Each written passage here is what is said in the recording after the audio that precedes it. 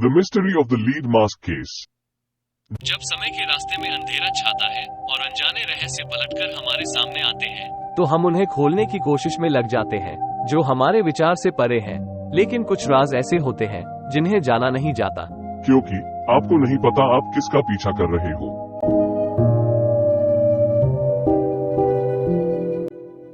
Nineteen 1966 का साल, दो दोस्त मिगुएल होजे वियाना और मनोएल पेरेरा दा क्रूज, जो निटेरोई, ब्राजील में रहते थे। शाम के करीब 4 बजे वे एक ऐसी जगह के लिए निकलते हैं जिसके बारे में उन्हें कोई जानकारी नहीं थी। लेकिन आखिर ये दोनों कहाँ रहे हैं? मिगुएल होजे वियाना एक ऐसे आदमी थे जो ब्राजील में एक तकनीशियन थे। मिगुएल तकनीशियन के साथ साथ एक आविष्कारक भी थे, जो अपनी वास्तविकता को प्रश्न करते थे और अपने आसपास के रहस्यों को प्रश्न करते थे। लेकिन यही उसकी जिज्ञासा का अंत था। मानुएल पेरेरा दा क्रूज भी मिगुएल की तरह एक तकनीशियन थे, जो मिगुएल की सारी क्वालिटीज शेयर करते थे। इन दोनों के इंटरेस्ट समान होने के कारण ये दोनों दोस्त बने। एक दिन ये दोनों रात को निकलते हैं, अपनी परिवारों को ये बताकर कि काम के लिए जाना पड़ रहा है। ये दोनों निकलते हैं मोरो दो विंटेम हिल के लिए, जो उनके घर से करीब 25 किलोमीटर दूर होता है। लेकिन आखिर ये दोनों यहाँ जा क्यों रहे हैं? 1960 में लोग ये मानते थे कि कुछ स्पिरिचुअल परंपराओं की सहायता से हम किसी भी कॉन्शियसनेस को बढ़ा सकते हैं और इससे पूरे यूनिवर्स का ज्ञान हम अपने मन में प्राप्त कर सकते हैं। इसी कारण ये दोनों मोरो दो विंटेम हिल जाते हैं। जब वो दोनों अपनी डेस्टिनेशन पर पहुंचते हैं तो वो दोनों दुनिया से पूरी तरह डिस्कनेक्ट हो जाते हैं और सिर्फ सिटीस्केप को देखते हैं। लेकिन आगे दोनों अपने बैग से कुछ निकालते हैं, जो होते हैं लीड मास्क। ये दोनों मास्क पहनते। अगली सुबह इन दोनों की मृत शरीरें उस हिल पर मिलती हैं। उन दोनों ने अभी भी वो मास्क लगा रखे हैं। लेकिन आखिर उनके साथ ऐसा क्या हुआ कि दोनों की मौत हो गई?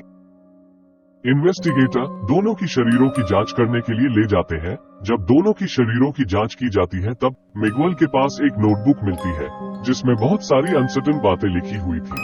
आखिर क्या थी वो बातें?